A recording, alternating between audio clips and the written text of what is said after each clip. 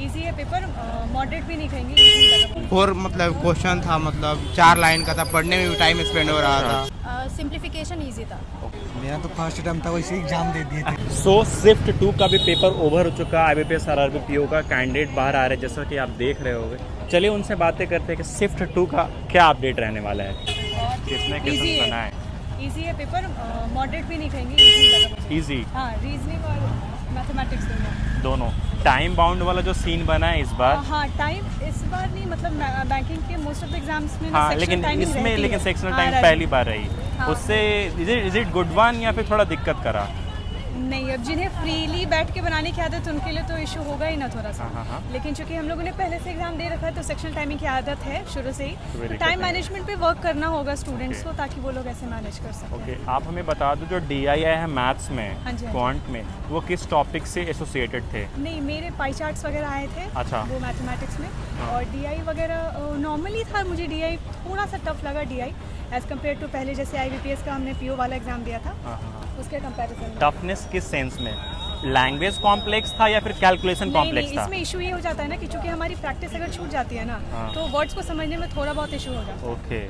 बस ये। आपका अटेम्प्ट क्वेश्चंस मेरा मैंने दिया बस यही सेक्शनल टाइमिंग इतनी ज़्यादा जल्दी रिड्यूस हो गई ना कि हम लोग ध्यान नहीं दे पा रहे थे। 1-2 क्वेश्चन लास्ट में ऐसे ही निकल गए। Okay wish you luck. Thank you so much. बहुत बढ़िया रहा। कितने क्वेश्चंस बन पाए? 52। 52। आपने मोर देन एवरेज अटेम्प्ट करा है। थोड़ा बताइए कैसा पेपर आया है, लाइक रीजनिंग एंड क्वांट में? एवरेज था। एवरेज मतलब एज यूजुअल जैसे आते रहे हैं उसी प्रकार के, या फिर कुछ डिफरेंसेस रहा इस बार?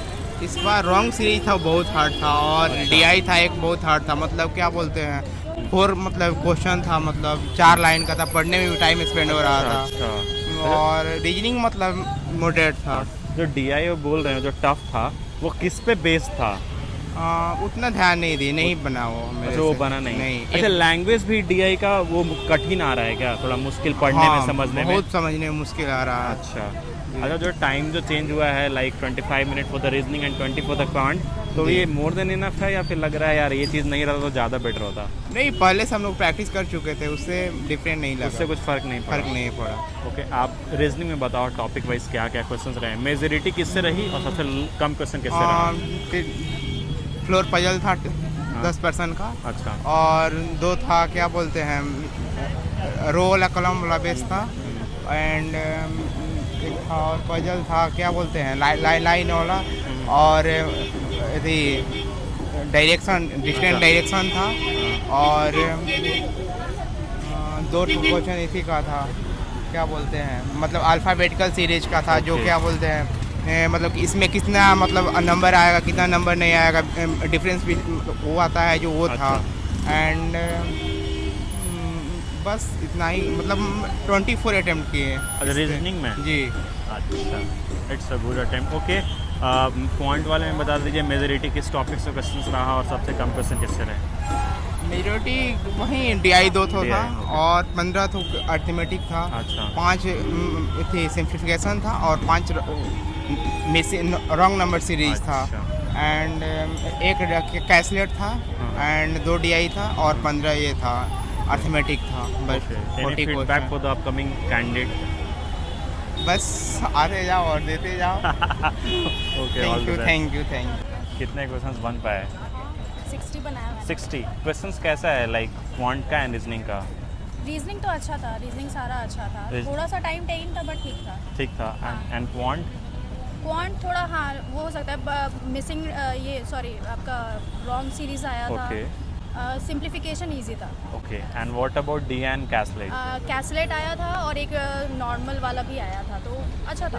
अच्छा, जो DI आया था वो बेसिकली किस पे बेस्ड थे? मैंने कैसलेट वाला तो बनाया नहीं, हाँ। बट हाँ वो अदर वाला जो था वो इजी था, वो स्टूडेंट्स वाले था। Okay, majority of the question from the reasoning किस टॉपिक से रिलेटेड थे? आपका ये पजल था, फ्लोर बेस था, ओके।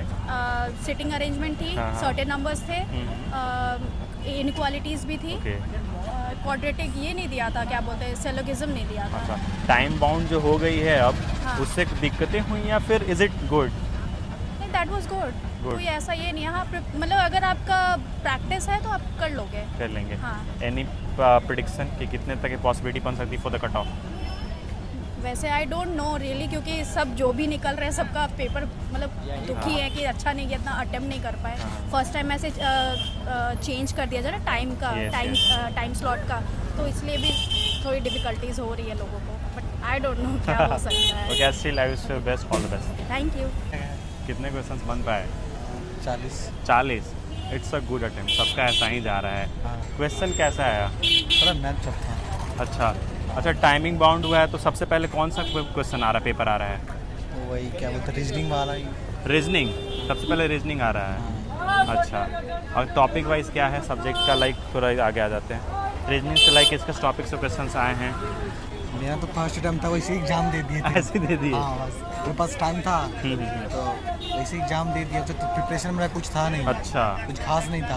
अब कितना सही होगा कितना गलत हुआ वो तो अलग नहीं, इतना बना है। आई गेस 30 क्वेश्चन तो प्लस सही हो जाएगा। हाँ। Okay, all the best.